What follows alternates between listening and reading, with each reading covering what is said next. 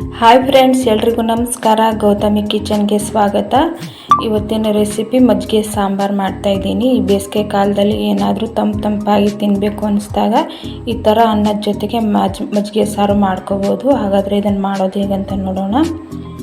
ಮೊದಲು ಸ್ಟವ್ ಮೇಲೆ ಒಂದು ಪಾತ್ರೆನ ಇಟ್ಟಿದ್ದೀನಿ. ಅದಕ್ಕೆ 2 ರಿಂದ 3 ಟೇಬಲ್ ಸ್ಪೂನಷ್ಟು ಎಣ್ಣೆನ ಹಾಕ್ಕೊಳ್ತಾ ಇದ್ದೀನಿ.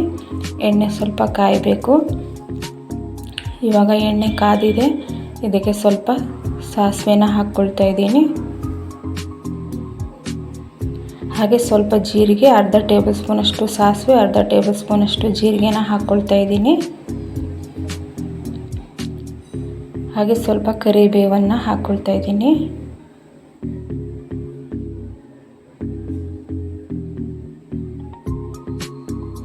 ಹಾಗೆ ಒಣಮೆಣಸಿನಕಾಯಿ 2 ತುಂಡಷ್ಟು ಹಾಕ್ಕೊಳ್ತಾ ಇದ್ದೀನಿ. ಇಷ್ಟು ಹಾಕಿ ಫ್ರೈ ಮಾಡ್ಕೊಳ್ಳಿ. ಇವಾಗ ಇದಕ್ಕೆ ಹಸಿಮೆಣಸಿಕಾಯಿನ ಹಾಕ್ಕೊಳ್ತಾ ಇದ್ದೀನಿ. 2 ಹಾಕಿದ್ದೀನಿ. ಒಣಮೆಣಸಿಕಾಯಿ, ಹಸಿಮೆಣಸಿಕಾಯಿ 2 ಹಾಕಿದ್ದೀನಿ. ಇವಾಗ ಎಣ್ಣೆಯಲ್ಲಿ ಫ್ರೈ ಮಾಡ್ಕೊಳ್ಳೋಣ.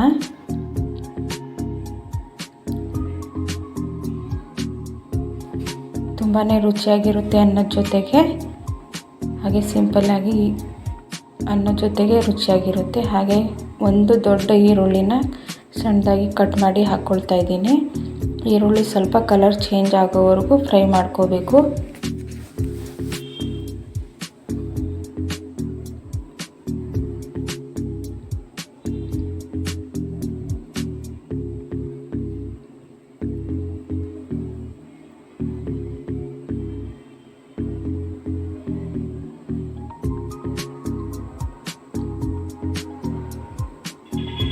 ಈರುಳ್ಳಿ ಕೂಡ ಫ್ರೈ ಆಗಿದೆ. ಇದಕ್ಕೆ ನಾನಿಲ್ಲಿ ಸ್ವಲ್ಪ ಶುಂಠಿ ಮತ್ತು ಬೆಳ್ಳುಳ್ಳಿನ ಜಜ್ಜಿ ಹಾಕ್ಕೊಳ್ತಾ ಇದ್ದೀನಿ. ನೋಡಿ, ಬೆಳ್ಳುಳ್ಳಿ ಹಾಕ್ತಾಯಿದ್ದೀನಿ ಜಜ್ಜಿಬಿಟ್ಟು. ಡಿಫ್ರೆಂಟಾಗಿ ಚೆನ್ನಾಗಿರುತ್ತೆ ಈ ಥರ ಮಜ್ಜಿಗೆ ಸಾರು. ಹಾಗೆ ಸ್ವಲ್ಪ ಶುಂಠಿನ ಜಜ್ಜಿಬಿಟ್ಟು ಹಾಕ್ಕೊಳ್ತಾ ಇದ್ದೀನಿ. ಶುಂಠಿ ಮತ್ತು ಬೆಳ್ಳುಳ್ಳಿ ಹಸಿ ವಾಸನೆ ಹೋಗೋವರೆಗೂ ಸ್ವಲ್ಪ ಫ್ರೈ ಮಾಡ್ಕೋಬೇಕು. ಇವಾಗ ಇದಕ್ಕೆ ಅರ್ಧ ಟೇಬಲ್ ಸ್ಪೂನಷ್ಟು ಅರಿಶಿಣವನ್ನು ಹಾಕ್ತಾ ಇದ್ದೀನಿ. ಕಲರ್ ಆಗಿ ಚೆನ್ನಾಗಿರುತ್ತೆ ಮಜ್ಜಿಗೆ ಸಾರು.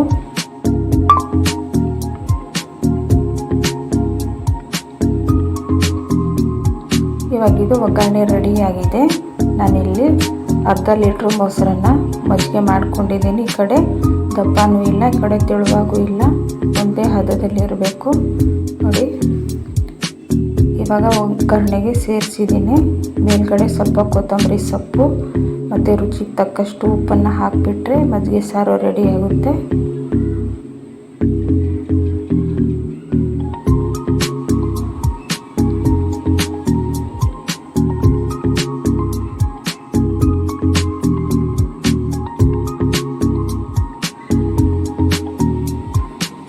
ವಿಡಿಯೋ ಏನಾದರೂ ಇಷ್ಟ ಆದರೆ ಪ್ಲೀಸ್ ಒಂದು ಲೈಕ್ ಮಾಡಿ, ಶೇರ್ ಮಾಡಿ, ಹಾಗೆ ಸಬ್ಸ್ಕ್ರೈಬ್ ಮಾಡ್ಕೊಳ್ಳಿ. ಹೇಗೆ ಬಂದಿದೆ ಅಂತ ಕಮೆಂಟ್ ಮಾಡಿ. ನಮ್ಮ ಚಾನಲನ್ನು ಸಪೋರ್ಟ್ ಮಾಡಿ. ಈ ವಿಡಿಯೋ ನೋಡಿದ್ದಕ್ಕಾಗಿ ಧನ್ಯವಾದಗಳು. Thank you.